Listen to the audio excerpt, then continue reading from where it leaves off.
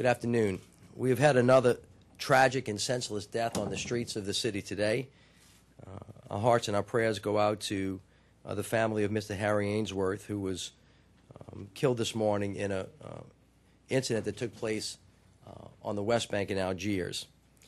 As I have said, the culture of death on the streets of New Orleans is unnatural and it's unacceptable, and we will continue to do everything that we can to find the resources, the technology, and the strategies to combat this very difficult problem that has been plaguing the city of New Orleans for as long as I can remember. But today we're sending a message about illegal possession of weapons. When we look at the statistics of who is murdered and who is being murdered and how people are being murdered, in almost every one of those situations, it involves the illegal possession of a weapon. The Bureau of Justice report in March of 2001 indicated that 90% of the homicides that they examined happened with a firearm. In 2011, 40% of those arrested for murder had firearms, and 30% of the victims had at least one illegal possession of a firearm charged in their background. So as we try to find strategies from around the country that work, you know that we have always called upon the best practices. We have borrowed from Boston and Chicago the ceasefire model. We have now taken the Milwaukee Homicide Review Commission and turned it into the Mayor's Strategic Command, which is up and operating. You all know that I now meet on a regular basis with our federal, state, and local partners, as well as with the police chief, and we continue to implement those strategies as we speak. This is a new one that we have borrowed from St. Louis as a best practice. Chief Surpass and his team scoured the country at my request, and they found out that in St. Louis, that had a very similar homicide problem like we did, instituted a program by a gentleman named Judge Garvey that required a minimum bond of $30,000 anytime he had an individual before him that met certain criteria that involved the illegal possession of a firearm. They believe, after careful study and careful analysis, that this helped them bring down their murder rate for a specific reason, because it began targeting the individuals that had a background in this, took them off the streets for a while, and on top of that, were part of a group of individuals that had been under the jurisdiction of probation and parole to begin with. There are about 6,900 individuals that are under the guidance of probation and parole, and these are individuals that have been convicted already and are being watched and being monitored, and these are the individuals, many of them, that continue to engage in repeat offenses. And so I'm calling today on the municipal and criminal court judges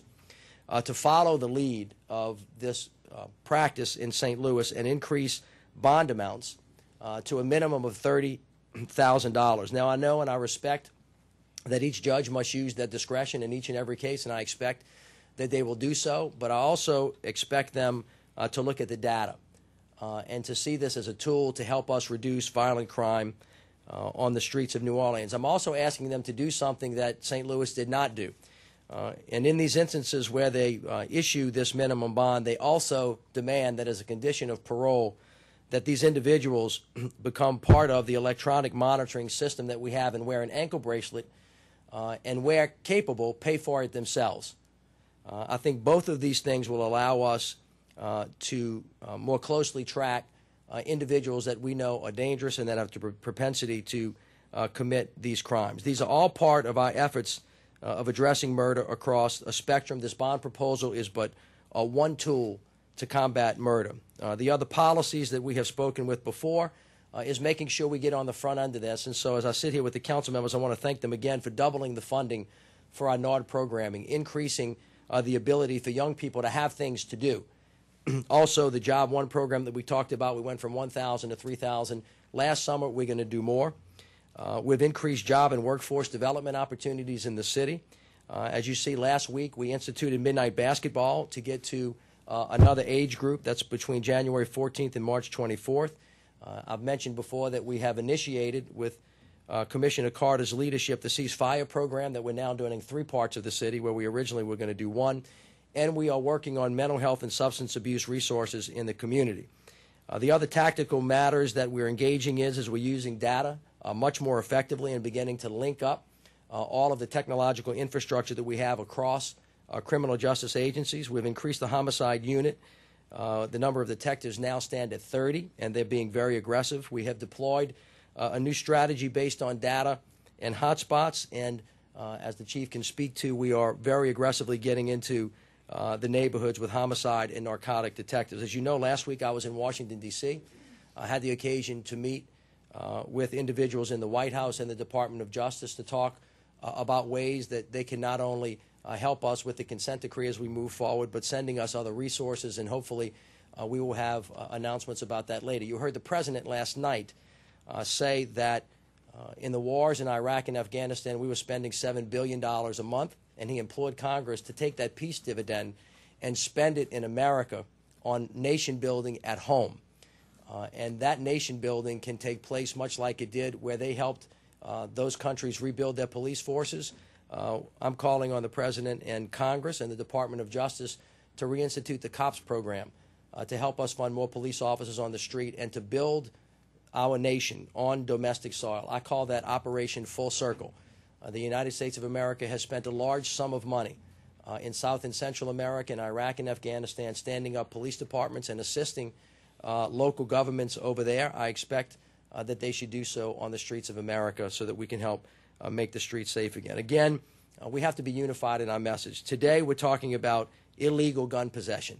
Illegal gun possession with offenders that have done this multiple times. We will continue to work hard to stop the culture of death and violence on the streets of New Orleans.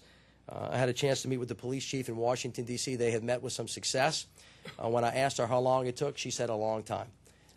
And I said, how long? She said it took us 2 or 3 years to change the culture so that we could move to where we need to be. So we all know that this is a long and difficult fight.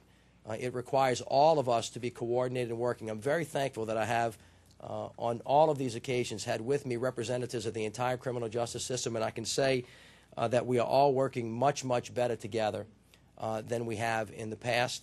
I'll stay in constant communication with the DA, with the judges of criminal court and municipal court, with the sheriff, with the probation and parole. All of those individuals are working really, really well and are moving to the ball very, very aggressively, as well as our federal partners. So I thank all of them for coming. I have Raphael Gorinetti here with us from the Metropolitan Crime Commission. He's been a great asset as well, and I'm very thankful that we're doing it. But we all know that this is a very, very steep hill to climb. I think we have to win it. I've said that the heart and soul of the city is at risk, and we will keep fighting every day until we make our streets safe. Thank you so much. I'd like to turn it over to Chief Surpass. Thank you, Mr. Mayor. You know, clearly we have been working on looking around the nation to find the best evidence-based models that can make a difference in reducing crime in our city. And we're letting that data lead the debate. In 2011, we know that 40% of the people arrested for murder had at least one prior illegal firearms charge in their life. And we know, unfortunately, that 33% of the victims in 2011 had the same condition. In 2012, year to date, it's half. 50% of the people we've arrested for murder in 2012, and 50% of the people who have died and their family has suffered their death, had an illegal firearms charge in their background. That's why reaching out to St. Louis and the University of Chicago was so encouraging, because this is a specific deterrent effort to focus narrowly with laser-like precision on those people who are carrying a gun illegally that they do not have a legal right to be in possession of. In talking to the University of Chicago, they believe that the evidence burgeoning through now is very positive, that the relationship between carrying a illegal weapon and then subsequently using that illegal weapon is not a quantum faith jump. It happens. What we're done differently here at the mayor's direction is we are going to force the question to be asked, what about an ankle monitor?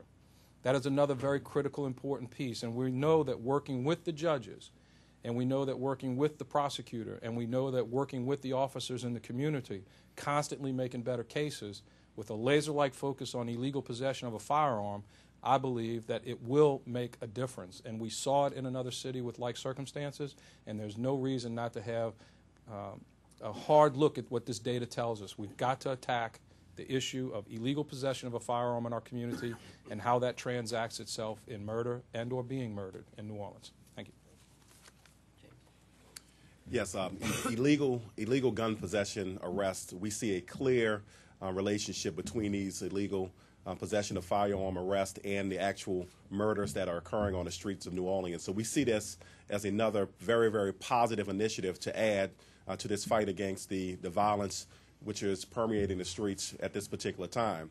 We are taking a holistic approach. We are taking a public health approach, and this, again, is another very, very progressive way to address this particular issue. So thank you very much, Mr. Mayor, and all the partners. Anybody else? Council members? Oh, Sheriff. Mr. Mayor, as Mayor talked about the electronic monitoring program, the Sheriff's Office has operated the electronic monitoring program since October of 2010. It is a partnership between the Sheriff's Office, the New Orleans Police Department, and all of the courts. We've been very successful in clearing crimes as well as in apprehending individuals that were involved in crimes. Today, we have 120 people that are on electronic monitors in the city. We hope that with this program, there'll be more people on the electronic monitors, and it's really a way to keep track of people and to help make our city safer. Thank you. All right. Questions? Mr. Mayor? Yes. What went through your head? What were you thinking this morning when you heard that, according to the police, a man tried to stop a carjacking in front of his 2 young children and was shot and murdered? It's 7 o'clock in the morning in a neighborhood most people there say is safe. Well, I mean, my heart broke. Just an incredible tragedy. There's so much about that story that's tragic. I mean, obviously, no children should ever have to witness a family member being hurt. So I'm very concerned about that. Secondly, the fact that where this occurred or how it occurred, but it continues to underscore the essential truth that we have a culture of violence in the city of New Orleans. It is a culture of violence. If it was just a one-off, you know, it may be more susceptible to an easy fix. But we have in this city, if you go back and look at the data, go back as far as 1990, or if you go back as far as 1880, we have had an average of 220 people killed in this city every year for the last 30 years. We've had peaks in 1996 where that number went up to 400 or so, and then you know, went back down. But that should indicate to people who care to look at the data that we have a cultural pattern in the city of New Orleans of people ending disagreements with violence, or in this instance, trying to take somebody else's life or liberty and killing them or getting killed. And it's something that is very, very hard to get to the root of. It's something that is worth talking about every day because I think sometimes the breadth of it and the depth of it can make you numb. And one of the things that I have decided to do and that we have decided to do as a team is to confront it and not walk away from it, nor to try to react in a way that's not going to yield a benefit. One of the things that's worth recognizing, and this is an unfortunate piece, is that you have to consider where you are and the resources that you have available. If you had unlimited resources, if you had unlimited people, you might be able to do something different. So we have to understand where we are. We as a community have to decide what kind of investments that we want to make. We have to understand where the gulf is, and we have to be strategic between what we have and what we need, and we have to be strategic about how we deploy them. We have to divide them into what we have to do today, what we have to do next week, and then what we have to do long term. But no matter how much we try to look away from this, pointing fingers at this person, blaming these people, thinking about this, we have a culture of violence in the city of New Orleans that we cannot turn away from. And this takes working on this from the moment somebody is born and in every institution and being able to deal with the consequences of bad behavior. And that is what we have here that we have to really drill down on and try to make some sense out of. Several people are telling us today they've learned to expect this in New Orleans in certain neighborhoods at certain times of the day or night. But this year it seems that there's Sure. been a large number of cases in broad daylight in neighborhoods people consider otherwise safe. Yeah, well, it seems like it's changing a little bit. I think that we can all feel that. There's no question about it. I think that whether that's the data actually reflects that, or whether or not, because we've had a couple of them in the first couple of weeks, it just feels like a deluge. So it makes you afraid. It makes you fearful, and then the tendency is to panic. I think that we can forcefully say how sad and how sorrowful all of these situations are, and then continue to try to work very assiduously every day on this project. This is our first priority. There is nothing more important in the city of New Orleans. We had some great news today.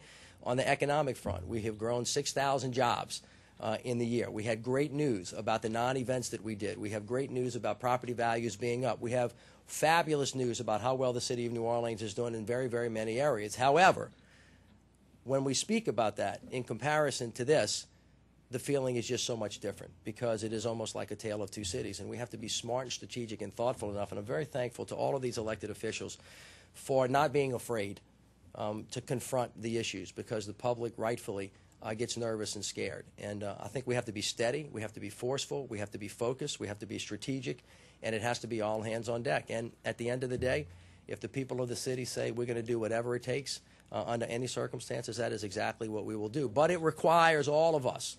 When I say all of us, I mean all of us, because this is bad behavior creating bad consequences, and there's a whole system of people and initiatives that can help us here. We'll take a couple more. Mary. Chief, do you feel that all areas of the city are adequately policed at this point?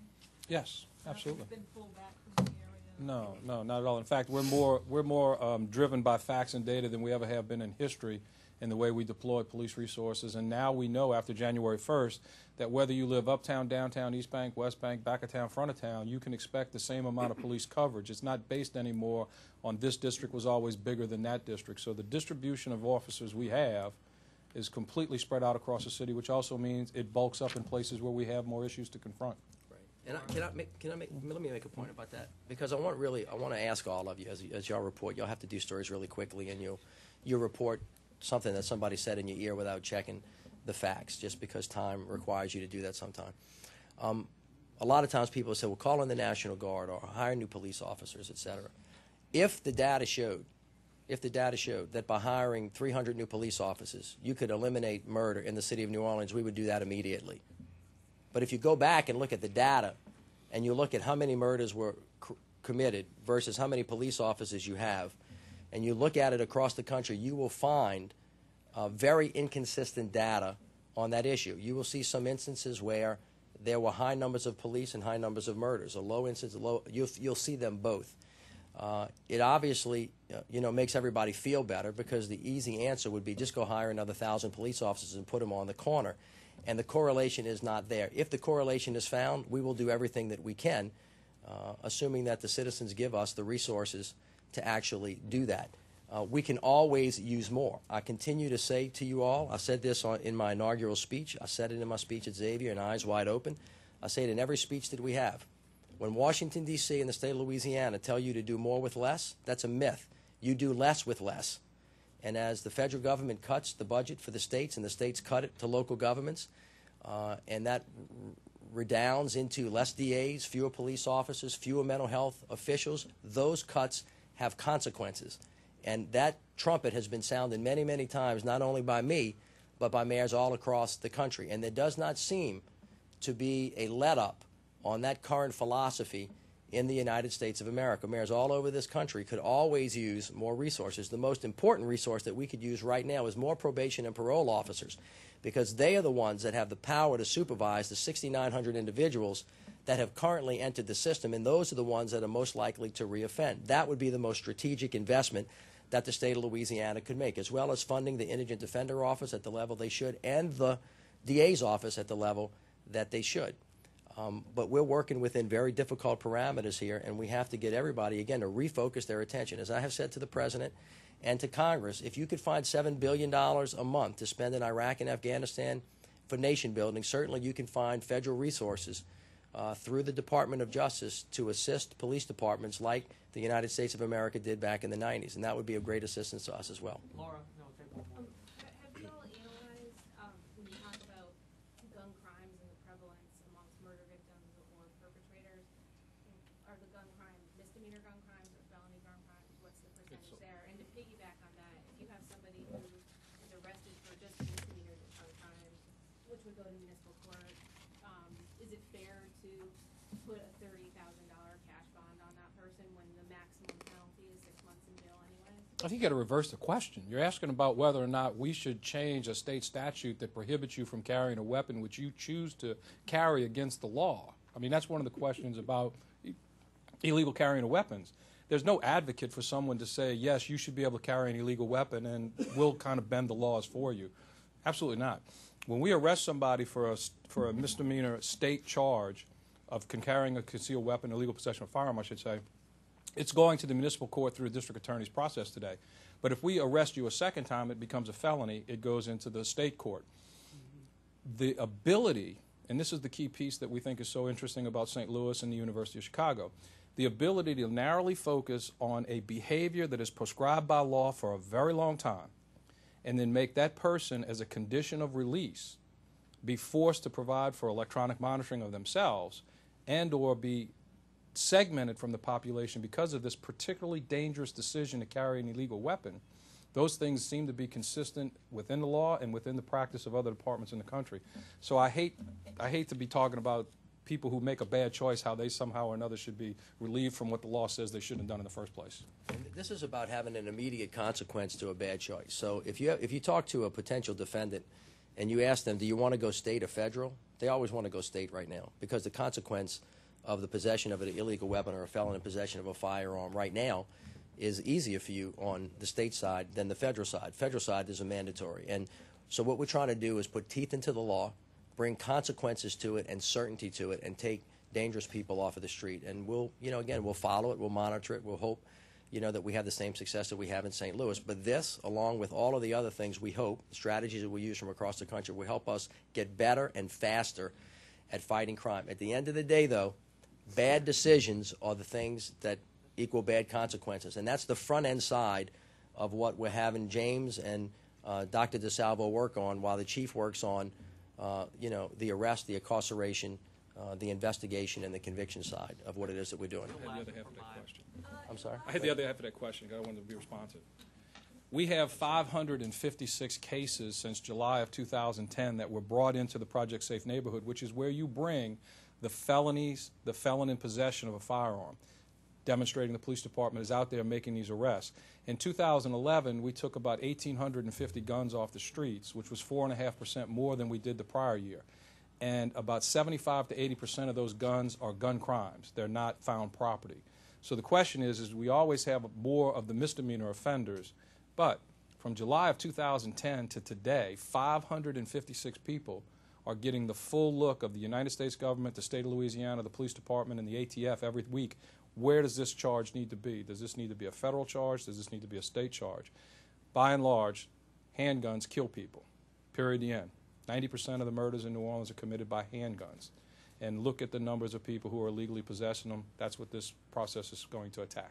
Last question from mine. In the last couple of weeks, there have been a few less than flattering headlines about New Orleans and some of the national papers. In New York, the New York Times, New Orleans struggles to stem homicide. A couple days ago in the Chicago Tribune, rising murder rate may spoil Mardi Gras party.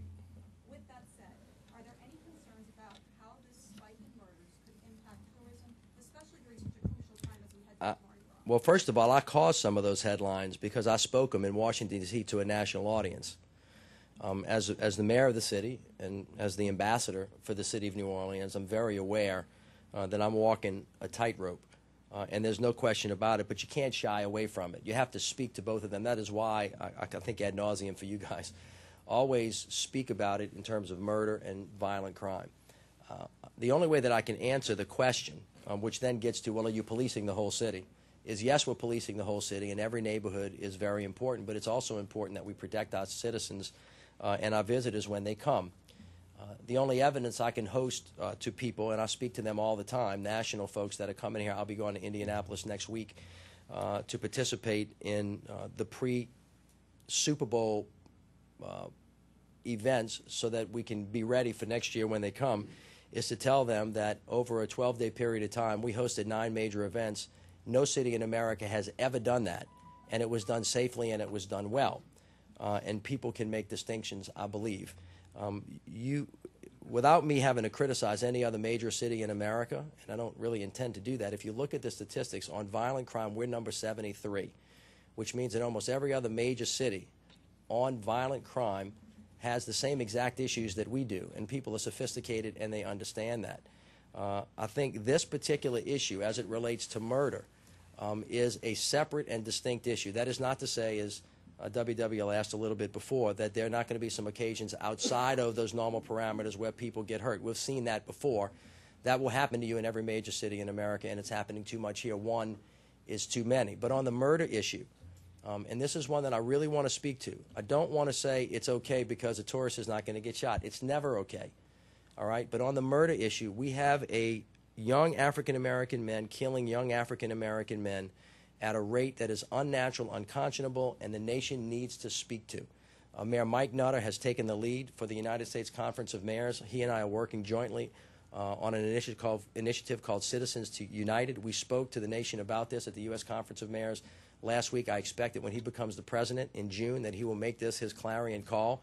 It is important that we deal with this very specific issue. We tend to get outraged at murders that involve people that look like us, that are closer to us. If it was a dad that was doing what he was doing today, it's not quite as easy to get outraged when a young African-American male who's got a long record got shot or shot somebody else. What we're trying to call attention to is that they are inextricably linked to the value that communities have for themselves, and that value of life and that culture of death that exists grips all of us.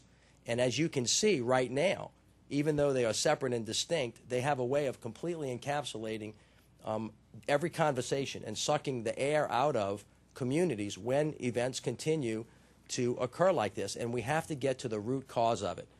And the root cause is the important thing. And it's not just, even though it's important to have police officers, even though it's good to have a good DA and a great sheriff, we're dealing with something much, much more complex that has been around for a very, very long period of time that we have not confronted as a country and a community. And we got to get to it. It just so happens that I have said and bragged about our city, we're the laboratory of innovation and change. We're the canary in the coal mine, too. And so the rest of the nation is beginning to see that they have problems, but we have them, too. We just happen to have decided, I have, and other people around me, to focus on this one very, very aggressively because it threatens the well-being and, in my opinion, the very soul of the city. And it's our top priority. We're going to work on it every day. We're going to do it on the front end, the middle end, the back end, the short term. We're going to figure it out because we have to. But for the visitors that don't understand the minutia of all that. I think they understand it. That's why you had 500,000 people here. That's why you had 500,000 people here over 9 days. That's why every year, every time we do these events, you will recall that a couple years ago, Las Vegas had kind of a complication with doing the All-Star game. We've never had that complication. We do that better than anybody, in the world. And I think people can distinguish. And like every city, you have to be safe about where you go. They're sophisticated, folks that come here. Unfortunately, they are separate and distinct things. We have to speak of them that way, and we have to do the best that we can to protect our citizens and our visitors as well. Thank you. All right. Thank you all.